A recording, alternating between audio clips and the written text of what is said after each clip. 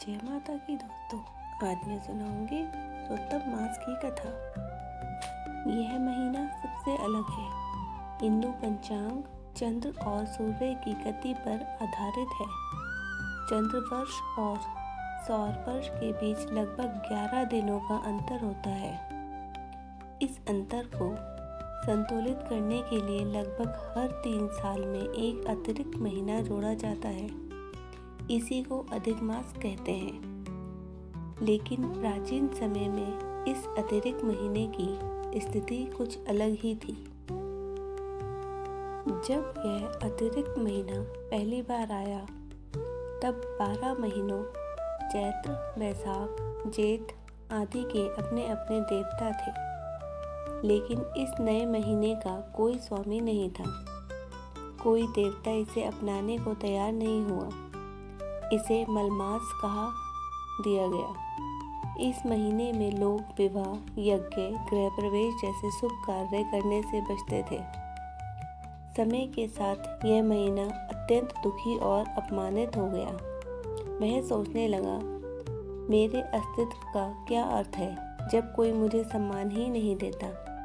अपमान और तिरस्कार से भरा यह महीना अत्यंत न्याय की तलाश में निकल पड़ा।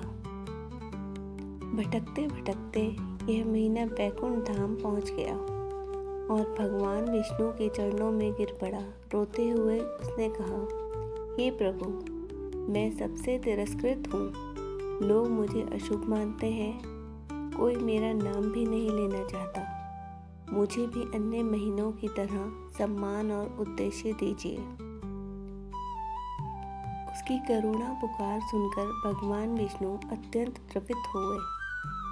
भगवान विष्णु ने उस महीने को उठाया और मुस्कुराते हुए बोले, तुम सबसे अधिक भाग्यशाली हो क्योंकि तुम मेरे पास आए हो।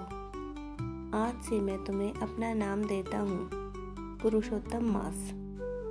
पुरुषोत्तम मास का अर्थ है सबसे श्रेष्ठ पुरुष, और यह नाम स्वयं भगवान विष्णु का है। उन्होंने कहा, अब तुम किसी से कम नहीं हो, बल्कि सबसे श्रेष्ठ महीना होंगे।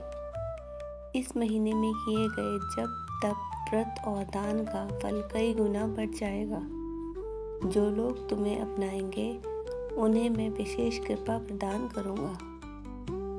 इस प्रकार एक तिरस्कृत मलमास दिव्य पुरुषोत्तम मास बन गया।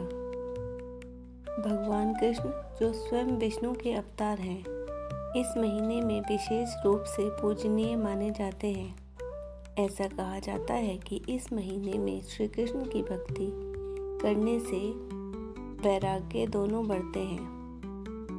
श्रीमद् भागवत कथा और गीता का पाठ का फल कई गुना हो जाता है। आज के लिए इतना ही दोस्तों। मिलती हूँ नई कथा के साथ। तब तक के लिए मेरे चैनल को लाइक, सब्सक्राइब एंड शेयर करें।